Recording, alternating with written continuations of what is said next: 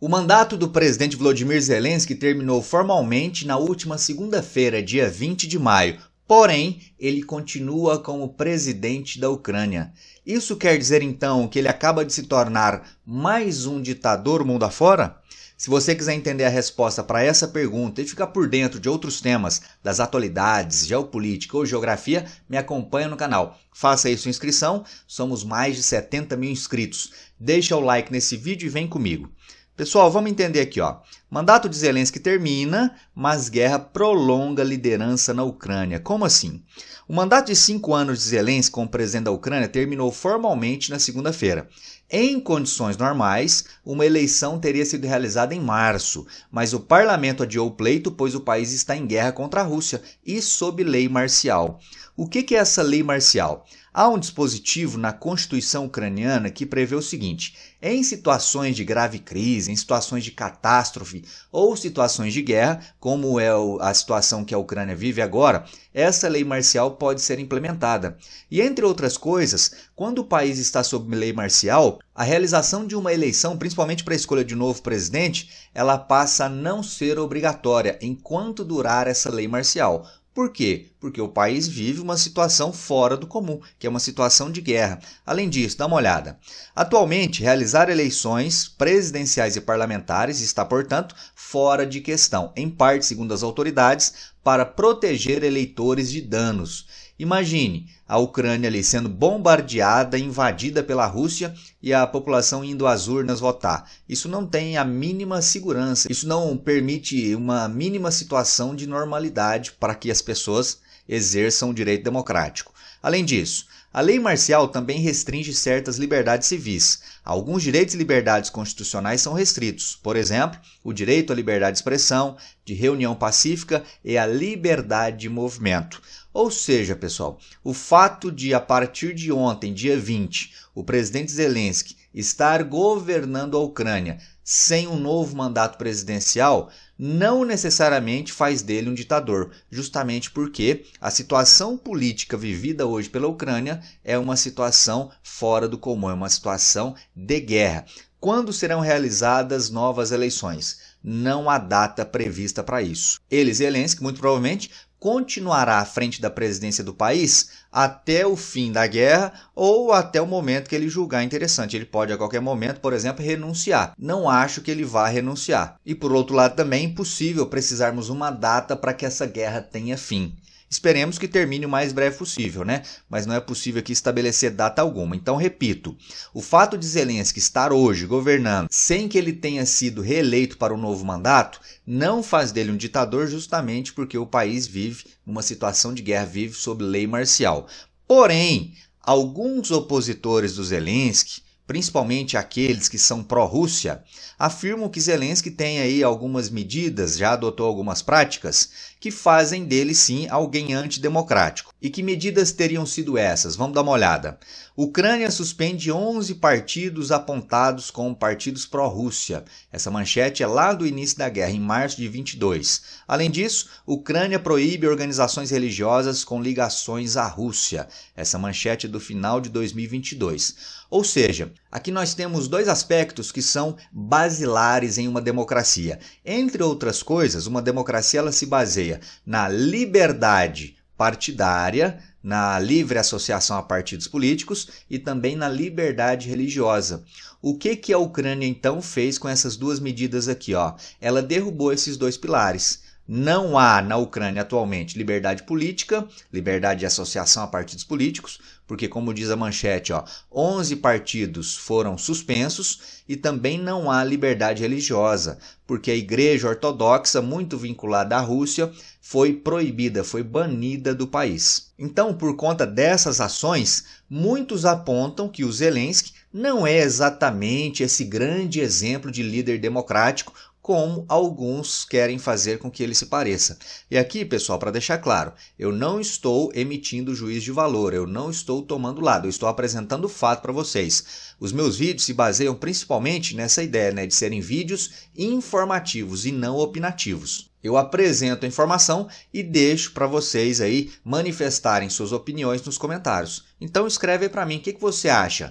Zelensky agiu corretamente ao ter banido a Igreja Ortodoxa e também suspendido esses 11 partidos? Escreve aí, quero saber a sua opinião. Além disso, nesta segunda-feira, a Rússia reivindicou o controle total de uma área no leste da Ucrânia. Essa área controlada pelos russos seria mais uma região aqui em Lugansk. Então, praticamente toda a região de Lugansk, caso essa informação seja confirmada, seja verídica, praticamente toda a região de Lugansk passa a estar agora sob controle russo. O Ministério da Defesa russo disse em comunicado que suas forças assumiram melhores posições na região. Porém, o governo da Ucrânia disse que os combates estavam em andamento em torno de Bilohorivka e acrescentou que as forças ucranianas interceptaram 3 ataques no setor de Siversky, nas proximidades.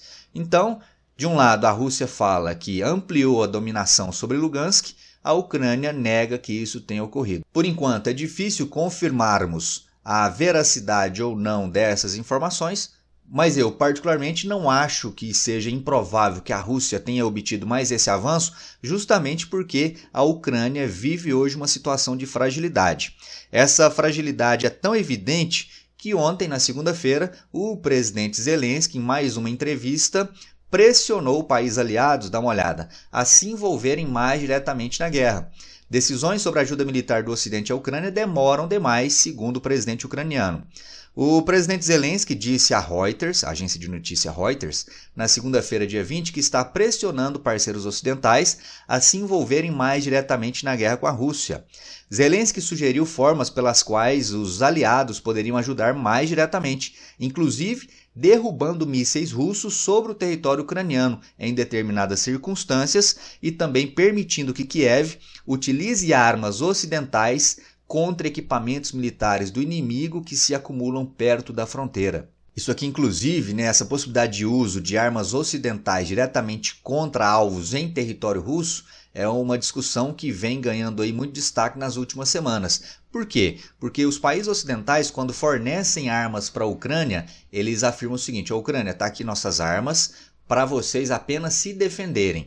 Não utilizem nossas armas diretamente contra a Rússia. Por quê? Porque os países ocidentais, países da OTAN, temem que o uso dessas armas diretamente contra a Rússia possa fazer com que os russos ataquem também alvos ligados a esses países. Então é um temor que os países ocidentais têm para evitar justamente a ampliação da guerra, evitar, por exemplo, que alvos ligados a seus países sejam também atacados pelos russos. O Zelensky ainda disse mais, continua, os russos estão usando 300 aviões no território da Ucrânia, disse o presidente.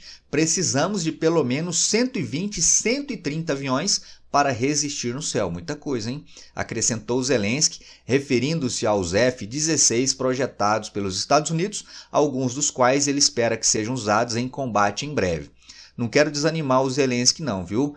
Mas a quantidade de aviões que os países da OTAN planejam fornecer para a Ucrânia não chega nem perto desses números aqui, viu? São aí poucas dezenas e não mais de 100 como ele sugere. A expectativa, inclusive, é que esses primeiros aviões passem a ser utilizados agora no próximo mês de junho. Vamos ver se isso se confirma. E se confirmar, veremos também até que ponto eles serão importantes, auxiliarão ou não a Ucrânia nesse combate contra os russos.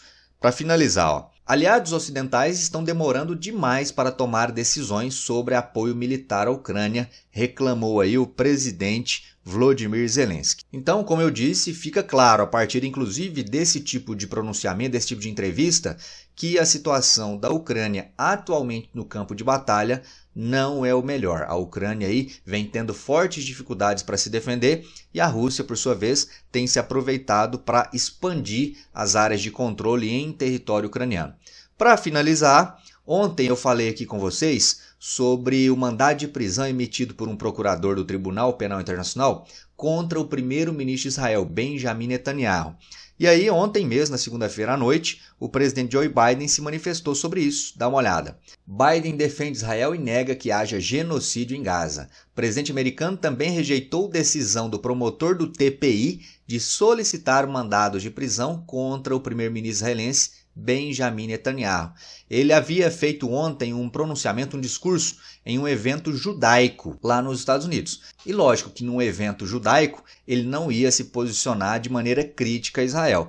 Porém, sabemos que ele vem enfrentando muita oposição, muitas críticas do próprio eleitorado dele nos Estados Unidos por conta do apoio dado a Israel na guerra contra o Hamas, principalmente por conta aí do elevado número de mortos, a maior parte de civis, incluindo mulheres, crianças, idosos. Dá uma olhada. Nos últimos meses, Biden tem enfrentado uma pressão política crescente do seu próprio partido e de apoiadores sobre a forma como lidou com o conflito em Gaza, à medida que o número de mortes de palestinos subiu para mais de 35 mil pessoas, de acordo com o Ministério da Saúde de Gaza, e o cerco de Israel criou terríveis condições humanitárias no território.